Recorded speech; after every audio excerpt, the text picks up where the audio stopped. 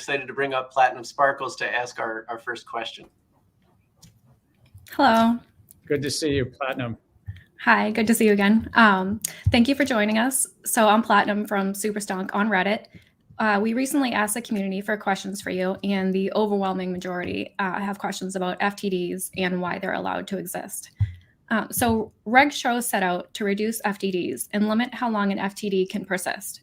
But there are loopholes, and people are concerned that these loopholes are being exploited. Why are FTDs allowed in modern electronic markets? And what do you think is causing millions of FTDs per day? Look, I think you all raise an important question. Fails to deliver. I mean, the history comes from a paper world where you might literally show up to do a transaction and be unable to settle the transaction.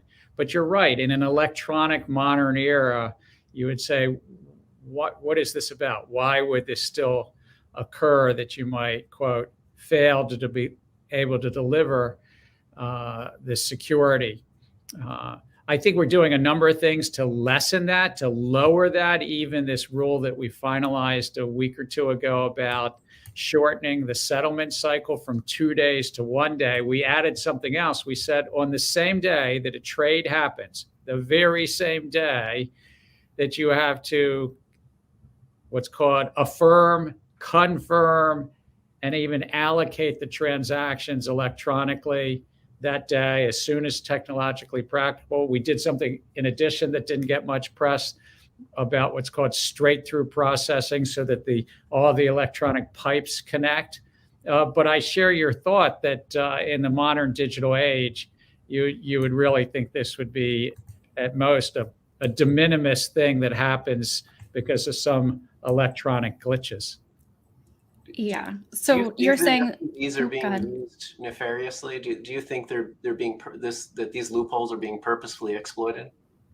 I think that you raise a good question, Dave, and that's really the question that I think is at the heart of probably many of the contributors. Is like, if it's just an error, it's just an error. That's one thing.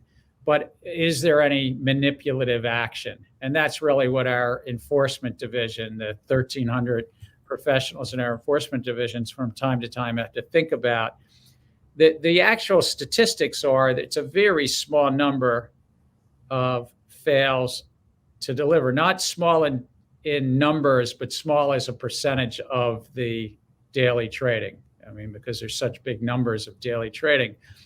But your question is the right question is like, might there be anything that's manipulative? And even if the vast majority of trades deliver properly, those fails deliver, maybe the vast majority of those, I'm not saying this to get anybody off the hook, because anybody that's using manipulation around this then needs to be held accountable.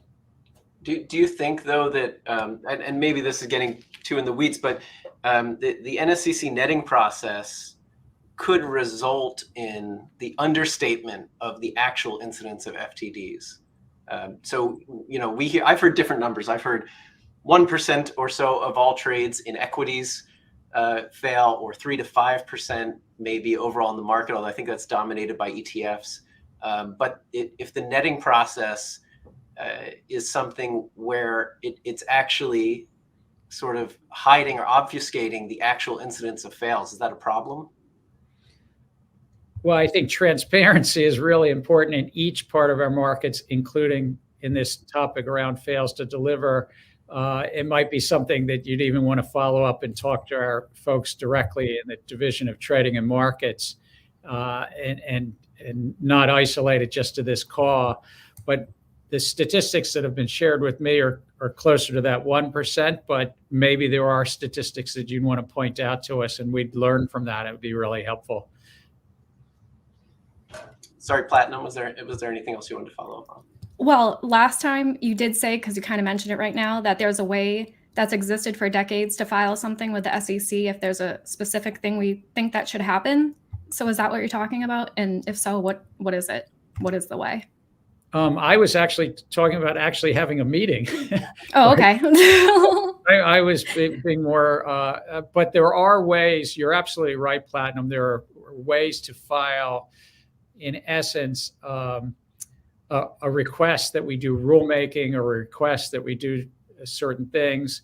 There's also in our enforcement side, tips, complaints, and referrals and whistleblowers. There are many ways there.